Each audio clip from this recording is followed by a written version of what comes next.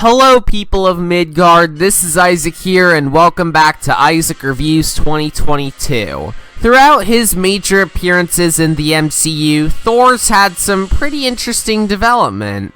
His first movie was pretty boring if you ask me, where despite the visuals and music being god tier, no pun intended, the pacing was quite a mess, the constant Dutch angles can get really irritating after a while, and the film was pretty boring overall since a good chunk of it is just about Thor vibing on Earth after getting his powers taken away for being a battle-hungry idiot. Not the worst of the MCU, but certainly not the best either.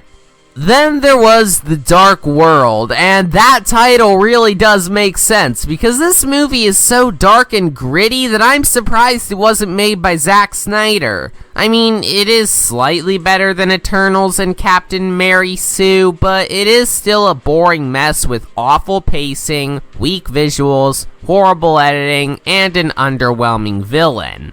But then along came Ragnarok, and the shift in tone between it and the first two movies is quite astounding. Under the helm of directorial rookie Taika Waititi, Ragnarok ended up being a delight through and through with a perfect blend of epic action and silly comedy, coupled with some great and colorful visuals and one of the best scores in any comic book movie.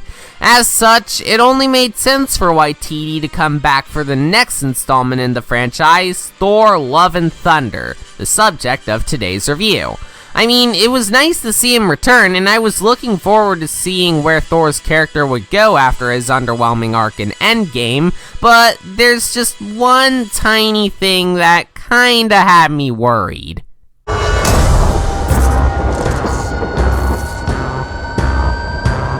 The feminists are taking over. I'm an adult virgin. Okay, now, yes, I don't normally like judging how something will look solely based on culture war nonsense. I mean, yeah, sometimes we'll get something like Captain Mary Sue or Mulan 2020 given to us, but the whole SJW culture wars thing just isn't all that fun to get invested in, so I tend to steer clear of it if possible. But Thor's ex-girlfriend Jane now wields his hammer? Really? I mean, maybe it was in the comics or something, but still, this is quite a red flag from the jump, and it does give me PTSD flashbacks of the Star Wars sequel trilogy. But whatever, I still gave this movie the benefit of the doubt because maybe, just maybe, it could turn out to be good. And it was fine. For starters, I am happy to say that female Thor actually worked in this film quite well. It didn't come across as politically pandering, it was great to see Natalie Portman again, and she gave a great performance, and while Jane is very crucial to the plot, it is still Thor's movie overall.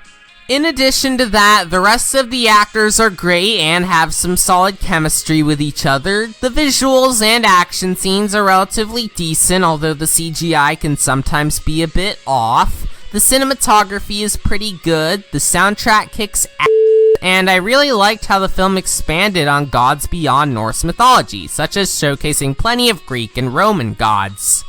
Also, I guess I should segue into the negatives by talking about a very mixed quality in this film, which is the humor. Now, yes, Ragnarok had a lot of jokes, which could sometimes clash with some more serious scenes, but for the most part, it balanced those scenes out pretty well.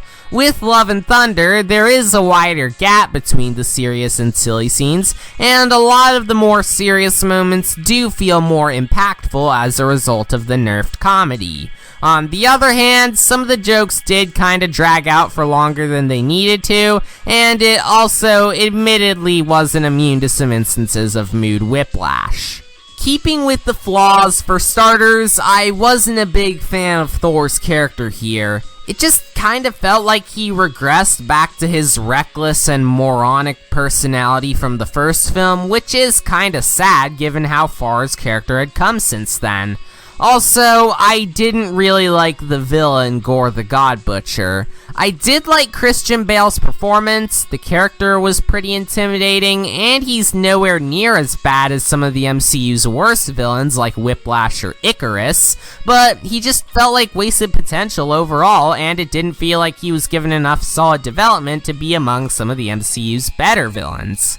In conclusion, Thor Love and Thunder is quite a mixed bag. While it can be pretty fun, and while the action and visuals are decent, it is bogged down by an inconsistent tone, very hit or miss humor, and a weak villain.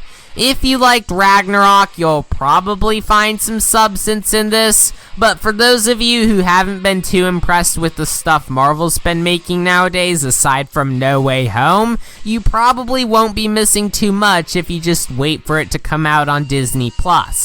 This movie definitely had some thunder, but there wasn't a whole lot for me to love about it, which is why I'm giving it a 6 out of 10.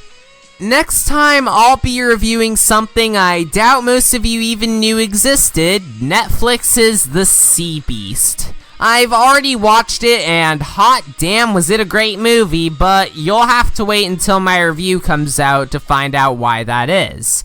Anyways, thanks for watching this episode of Isaac Reviews 2022.